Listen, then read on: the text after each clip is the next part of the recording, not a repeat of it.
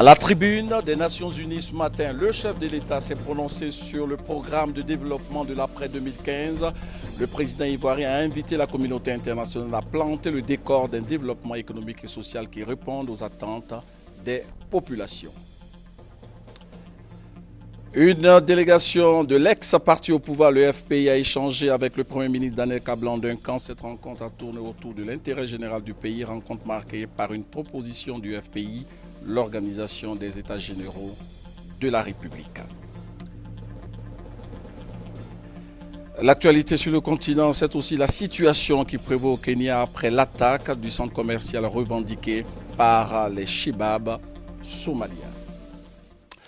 Voilà pour le sommaire. Bonsoir, bienvenue. Nous sommes ensemble pour une trentaine de minutes. Le temps de parcourir l'actualité ici en Côte d'Ivoire et à l'étranger où se trouve le chef de l'État. Donc, comme annoncé donc dans les titres à la tribune des Nations Unies, le président Alassane Ouattara s'est prononcé ce matin sur le programme de développement de l'après-2015.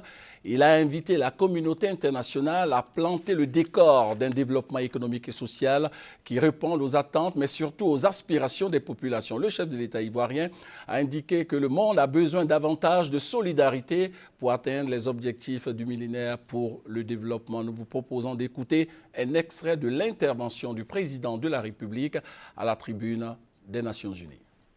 Le thème retenu par la présente session, à savoir le programme de développement de l'après-2015, plantons le décor, nous interpelle tous, individuellement et collectivement, sur notre capacité à relever le défi du développement. Alors que nous approchons de la date cible de 2015 pour la réalisation des objectifs du millénaire pour le développement, il convient de souligner que d'importants progrès ont été accomplis par la plupart des pays et de nous féliciter de la détermination de l'ensemble des gouvernements à poursuivre leurs efforts afin de tenir les engagements du millénaire.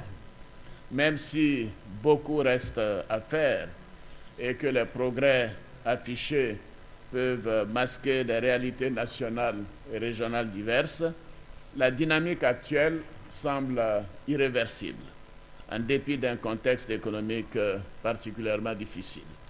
Nous devons nous atteler à consolider les résultats positifs obtenus dans certains domaines, comme la scolarisation dans le primaire, la couverture vaccinale et le ralentissement de la propagation du VIH-Sida. Nous devons également résoudre les questions de sécurité alimentaire, de sécheresse, d'accès à l'eau potable et de lutte contre la pauvreté qui continuent d'être des sujets de préoccupation majeure pour nos États. Monsieur le Président, en adoptant des objectifs du millénaire pour le développement, nous avons la responsabilité collective et l'ambition d'améliorer les conditions de vie de nos concitoyens et d'accélérer ainsi le développement de nos pays. En ce qui concerne mon pays, la Côte d'Ivoire, la réalisation des objectifs du millénaire pour le développement, qui stagnait en raison de la crise sociopolitique, connaît aujourd'hui une dynamique nouvelle grâce aux bonnes performances de notre économie. Cette intervention du président de la République à la tribune de l'ONU vous sera proposée en intégralité après ce journal. Et sur place à New York, le chef de l'État s'est entretenu avec John Key, Premier ministre de la Nouvelle-Zélande.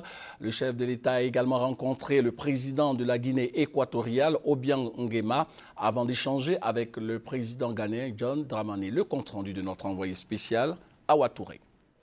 Le président de la République du Ghana, John Dramani, est venu rendre une visite de courtoisie à son frère et ami, le président Alassane Ouattara. L'occasion aussi pour les deux chefs d'État d'échanger sur des questions d'intérêt commun.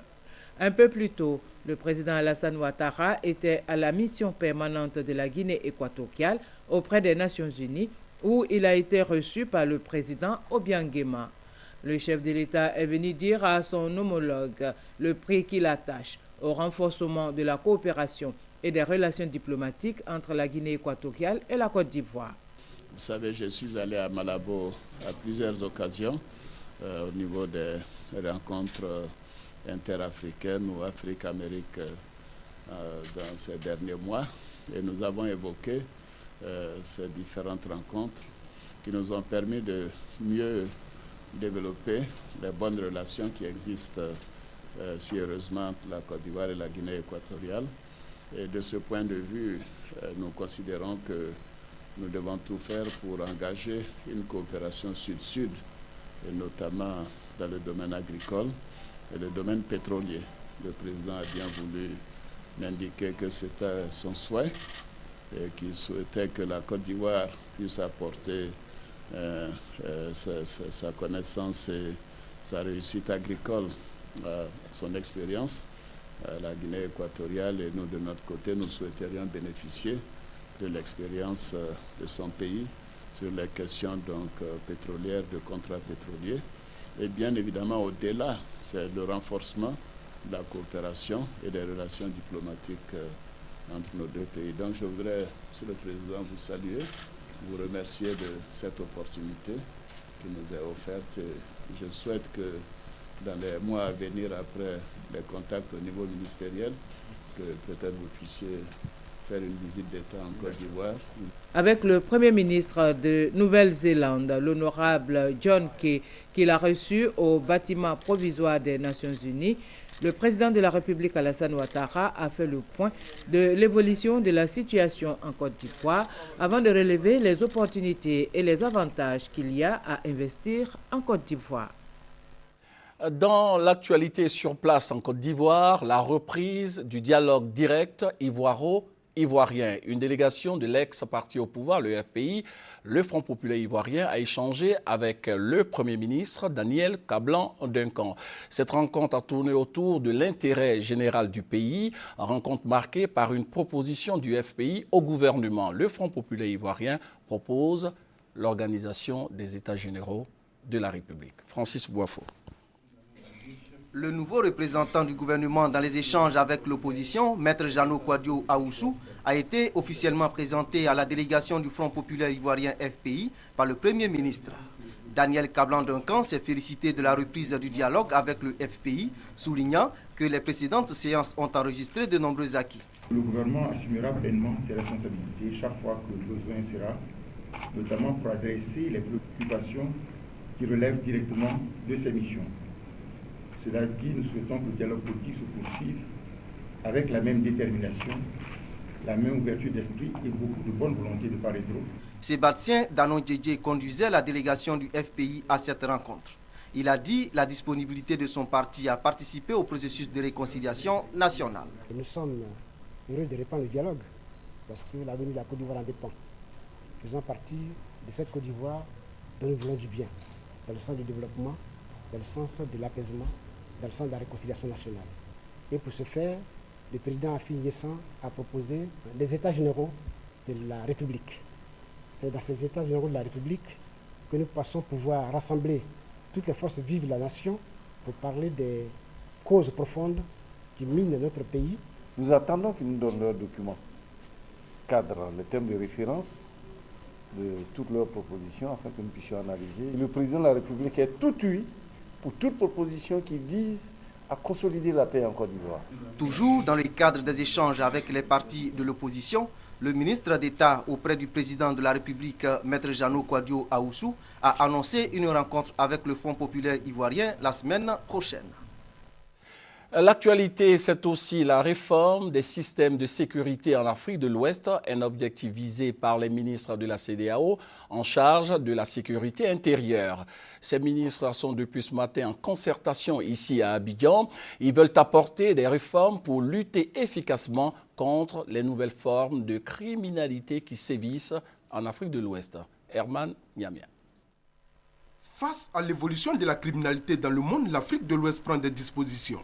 Réunis à Abidjan, les ministres de la sous-région en charge de la sécurité intérieure ne veulent plus être surpris par les nouvelles formes de terrorisme et de criminalité. Parce que, disent-ils, avec la crise malienne, de nombreuses bandes terroristes ont infiltré toute la sous-région. Il faut donc, selon eux, la mise en place d'une véritable stratégie pour lutter contre ces fléaux. D'où ce séminaire sur la réforme des systèmes de sécurité en Afrique de l'Ouest. C'est essentiel de partager nos connaissances, nos pratiques, nos bonnes pratiques dans le domaine. C'est essentiel de bien identifier nos menaces. Bien souvent, on n'imagine même pas d'où vient la menace. Un problème au ministère de l'Éducation nationale, jugé mineur, peut devenir une menace.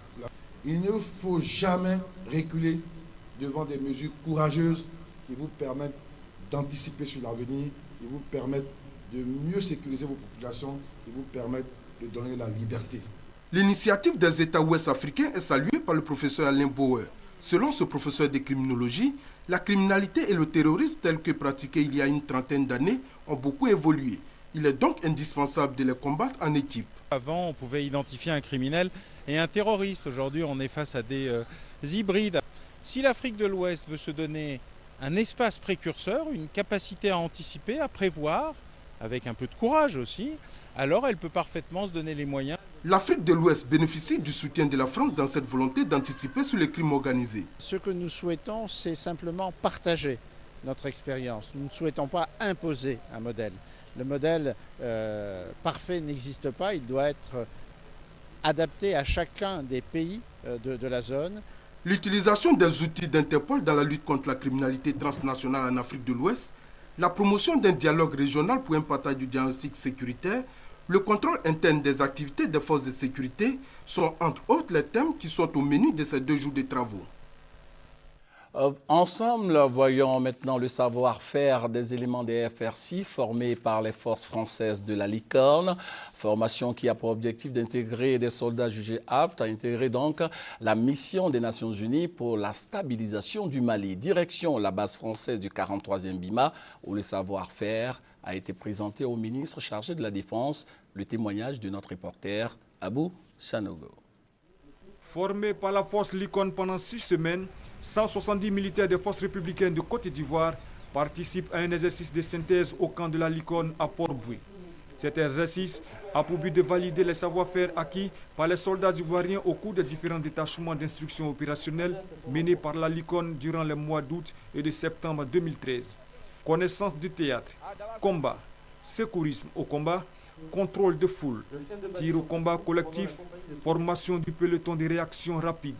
Ces soldats renforceront la compagnie Protect de la mission multidimensionnelle intégrée des Nations Unies pour la stabilisation du Mali, MINUSMA, formé également par la force Licorne. J'ai été impressionné par la manière dont vous avez montré pendant cette démonstration tout ce que vous avez appris au contact des soldats français.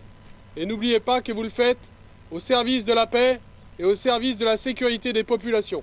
Le ministre chargé de la Défense, Paul Kofi Kofi, salue la coopération ivoiro-française dans le domaine de la sécurité et de la formation des soldats ivoiriens. Je voudrais vous souhaiter une bonne mission au Mali. Vous êtes des militaires, c'est la discipline qui est votre fer de lance.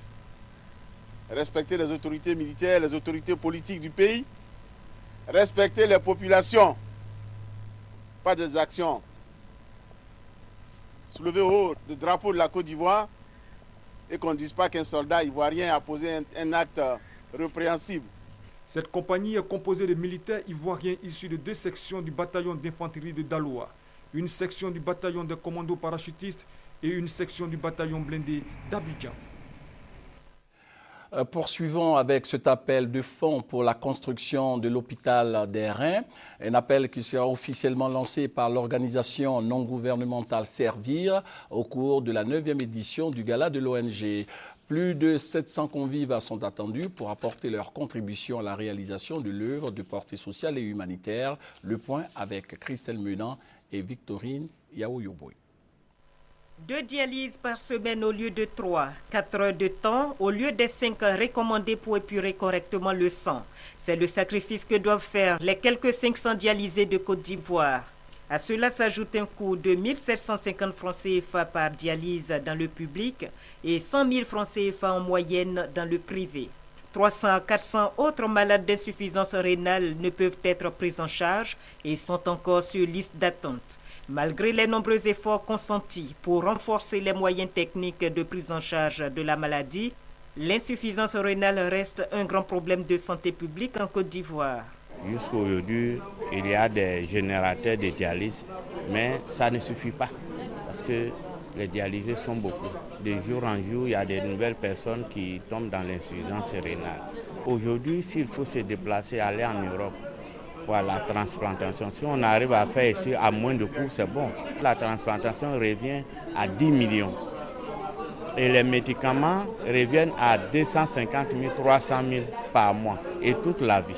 L'ONG Servir, avec à sa tête Henriette Conan-Bédier, veut apporter sa contribution à la résolution de ce problème de santé publique.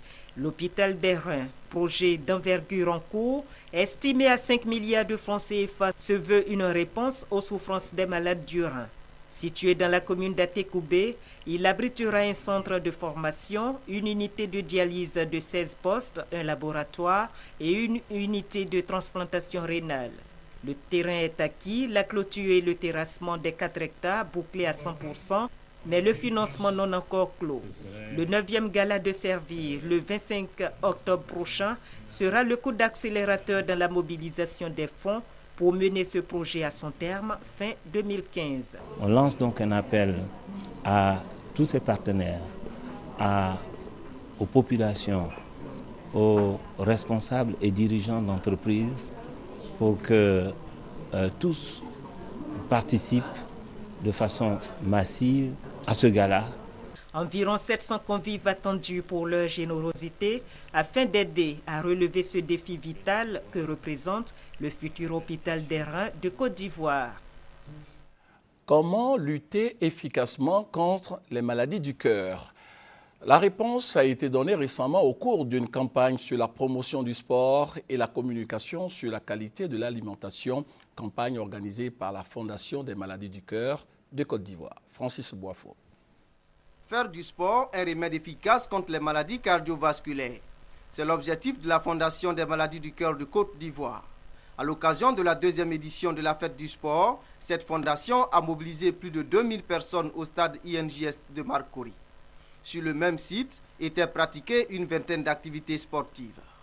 L'essentiel, indique la présidente de la Fondation des maladies du cœur de Côte d'Ivoire, Gouédan Diarra, est d'amener chacun des participants à intégrer dans ses habitudes les activités sportives. L'événement a bénéficié du soutien des responsables du ministère du Sport et de la promotion de la jeunesse, du district d'Abidjan et de plusieurs structures privées. C'est qu'au-delà de la préservation de la santé, le sport constitue pour eux un facteur d'union et de solidarité. Une action de portée sociale, un don de kits scolaires pour soulager des familles dans le besoin. Plusieurs centaines d'élèves du primaire et du secondaire orphelins de VIH/SIDA ont reçu des kits scolaires de la Fondation Djigui.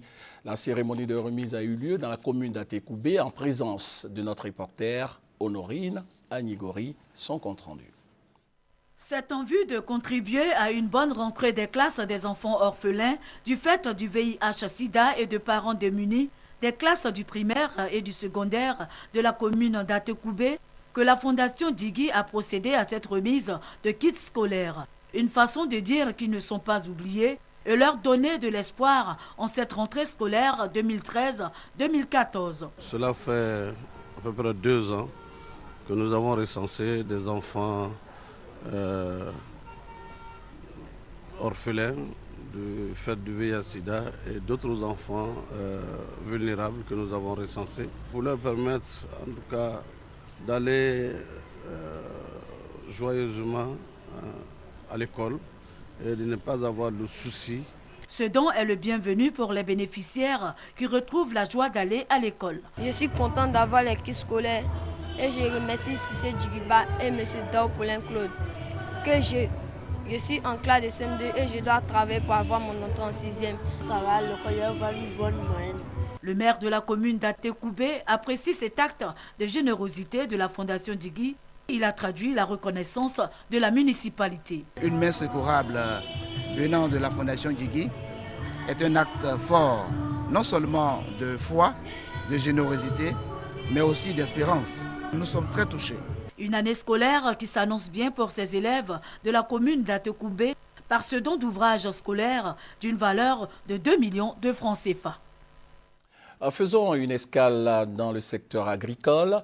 Les producteurs de la filière café-cacao du département de Méagui adhèrent à la nouvelle fêtière dénommée Alliance nationale des producteurs de café-cacao de Côte d'Ivoire. L'Alliance a été officiellement installée avec une feuille de route précise, nous dit Eugène Atoubé.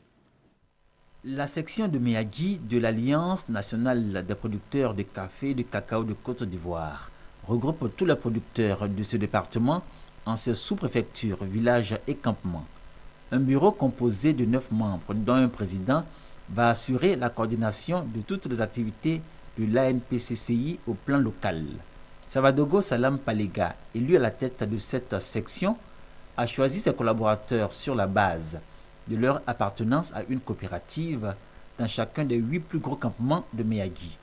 Ensemble, ils se proposent de prendre en compte les vrais problèmes des planteurs de café et de cacao afin que ceux-ci sortent définitivement de la pauvreté et puissent aspirer à un mieux-être, comme ceux de l'éviaculture. C'est là le véritable enjeu de la création de l'Alliance nationale des producteurs de café et de cacao de Côte d'Ivoire, dont le président national, Fulgence Nguessan, a vite fait de présenter aux producteurs de Méagui un tableau sombre de la situation actuelle de la cacaoculture à l'aune de la réforme de la filière du café et du cacao.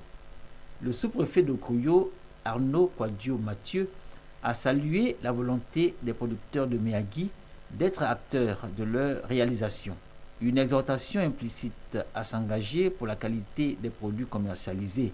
Le département de Méagui produit plus de la moitié des 400 000 tonnes de cacao commercialisées dans la région du Nawa, région qui caracole en tête de la production cacaoyère en Côte d'Ivoire.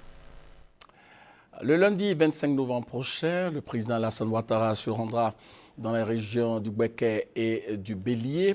Pour l'instant, l'heure est aux préparatifs de cette visite d'État. Et pour son bon déroulement, une concertation a eu lieu ce mercredi au ministère d'État, ministère de l'Intérieur. Les membres de la Commission nationale d'organisation se sont entendus sur l'essentiel, à savoir mettre tout en œuvre pour la réussite de cette prochaine visite d'État du président de la République dans les régions du Bouéké et du Bélier qui démarre à partir du lundi 25 novembre prochain. La 35e édition du Salon professionnel du tourisme et des voyages s'est ouverte à Paris en présence d'une délégation ivoirienne. Ce salon est une occasion pour les acteurs de ces secteurs d'activité d'échanger, mais surtout de réfléchir sur les nouveaux défis. Sur place à Paris, Mamadou Kouassi, notre envoyé spécial. C'est parti pour la 35e édition du Salon professionnel du tourisme et des voyages. Un rendez-vous pour les promoteurs de ces deux secteurs d'échanger, de présenter les offres, mais aussi de réfléchir sur les nouveaux défis du tourisme et des voyages. Des Caraïbes au Maroc, en passant par la République dominicaine, l'Afrique du Sud et la Palestine, tous ont répondu à l'appel des organisateurs, chacun venu présenter les atouts touristiques dont il dispose. Même les pays en voie de sortie de crise tels que la Libye et l'Égypte sont venus promouvoir leurs destinations touristiques. Des engagements qui ont encouragé Côte d'Ivoire Tourisme à accompagner les professionnels ivoiriens à ce rendez-vous. Montrer que la Côte d'Ivoire se relève et qu'elle est prête à relever énormément de défis. Pour le Sofitel Abidjan Hôtel Ivoire, l'objectif est de montrer également que depuis la reprise en janvier, que l'hôtel se porte bien, qui s'inscrit également dans cette démarche gouvernementale voulue par l'État de Côte d'Ivoire et qui est de faire briller la destination. Nous allons permettre à tout Ivoirien et à tout touriste de découvrir tous les sites aux alentours de la lagune Ébrié, de découvrir par exemple la forêt de mangrove sur la lagune, de découvrir l'itinéraire Abidjan-Bassam sur la lagune, de découvrir tous les itinéraires vers Jacquesville à travers nos bateaux. Des arguments qui ont déjà convaincu. J'aimerais beaucoup repartir en Côte d'Ivoire maintenant que la situation se stabilise. D'autant plus que je travaille dans le tourisme et j'organise des voyages pour les médecins, etc. Donc la Côte d'Ivoire pourrait être une destination que nous pourrions retenir tout à fait. Et c'est un pays, pour avoir eu l'occasion de le visiter, qui mérite d'être un peu plus visité, connu sur le plan touristique. Ouvert ce mardi 24 septembre 2013, la 35e édition du Top Reza refermera ses portes le 27 septembre prochain.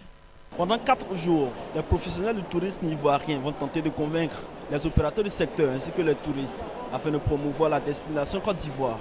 Et cela à travers des échanges B2B et des rencontres groupées. Des initiatives qui vont permettre à la Côte d'Ivoire d'atteindre son objectif de 500 000 touristes annuels à l'horizon 2015. Voilà, c'était notre envoyé spécial Kouachi Mamadou.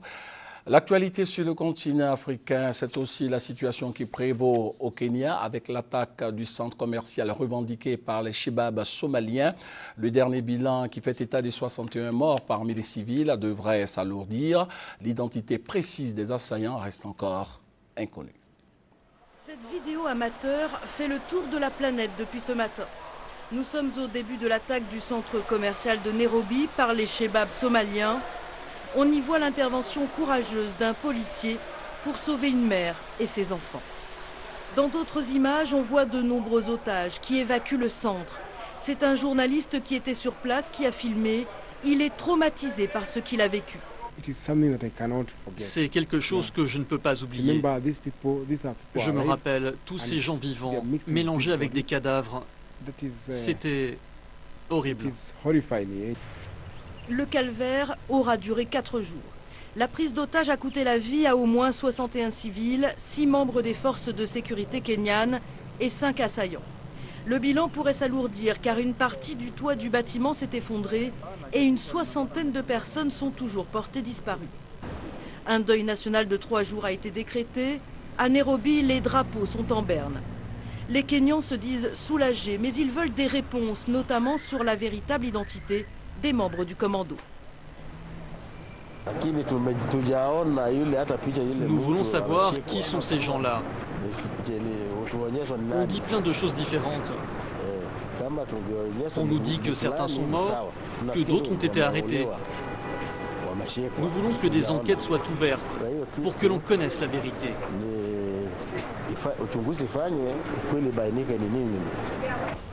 Les Kenyans s'interrogent et s'inquiètent des répercussions de cette prise d'otage.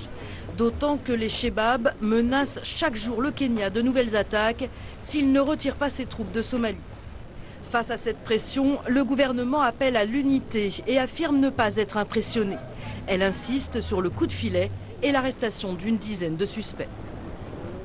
Tout près de chez nous, en Guinée, à quelques jours des élections législatives, prévues donc le samedi 28 septembre prochain, pouvoir et opposition s'accusent mutuellement d'entretenir des violences. La situation sur le terrain à Conakry. C'est sa première descente sur le terrain depuis la récente vague de violence à Conakry. La directrice nationale de campagne du Rassemblement du peuple de Guinée vient réconforter les 41 blessés pris en charge à l'hôpital national d'Onka. Elle leur promet l'aide du parti au pouvoir. Pour cette proche du président Alpha Condé, le principal parti d'opposition est responsable de l'embrasement de la capitale. Et surtout la violence, c'est vraiment du côté de l'UFDG. Parce que là, il faut le dire, il faut être clair. Et chaque fois qu'ils sortent, même pour les simples marches, c'est des morts. Et nous sommes en train de faire la pression pour dire aux gens de se calmer, Mais je pense qu'il faut vraiment que chacun s'implique. Depuis le déclenchement des violences à Conakry, la campagne pour les législatives semble avoir pris une nouvelle tournure. Dans les programmes des partis, l'eau, l'électricité, l'emploi et le pouvoir d'achat sont relégués au second plan. La priorité est désormais à la dénonciation de l'insécurité grandissante dans la capitale. Cellou Dalein Diallo dirige la liste de l'UFDG au plan national. Selon lui, tous les ingrédients sont réunis pour une explosion après le scrutin. Rien n'a été fait pour restaurer la confiance entre le pouvoir et l'opposition, entre la CENI et l'opposition. On a vu une CENI au service du pouvoir, on a eu un opérateur de saisie qui était recruté dans les conditions que vous connaissez, sans appel d'offres ni cahier de charge, pour servir le pouvoir. Cellou Dalein Diallo a noué une alliance avec la tête de liste nationale de l'UFR pour les législatives de samedi. Peut-être qu'on peut se recycler dans ce cadre-là. Comme son allié, Sidia Touré redoute les violences post-électorales. Des violences qui, d'après lui, pourraient se produire en cas d'annonce de la victoire du parti au pouvoir. Les résultats de ce gouvernement sont tellement calamiteux que ces élections seront des élections sanctions pour le gouvernement si elles étaient un tant soit peu transparentes. Nous souhaitons justement que les conditions soient suffisamment transparentes pour permettre d'avoir des élections qui correspondent réellement à la volonté des électeurs guinéens. La campagne pour les législatives prend fin jeudi à minuit. La communauté internationale appelle les leaders politiques et le peuple guinéen à la retenue et au calme. Voilà, c'est la fin de ce journal. Rappelons que le président Alassane Ouattara participe à New York aux travaux de la 68e session de l'Assemblée générale de l'ONU. À la tribune des Nations Unies ce matin, le président Alassane Ouattara s'est prononcé sur le programme de développement de l'après-2015. Et dans son intervention, le président a indiqué que le monde a besoin davantage de solidarité pour atteindre les objectifs du millénaire pour le développement. Et l'intervention du président de la République vous sera proposée tout à l'heure, l'intégralité donc de l'intervention du chef de l'État. Fin donc de ce 20h préparé par l'ensemble de la rédaction et supervisé par Sylvie Touré. Merci de nous avoir suivis. Bonne suite de programme sur RTI 1 et portez-vous bien.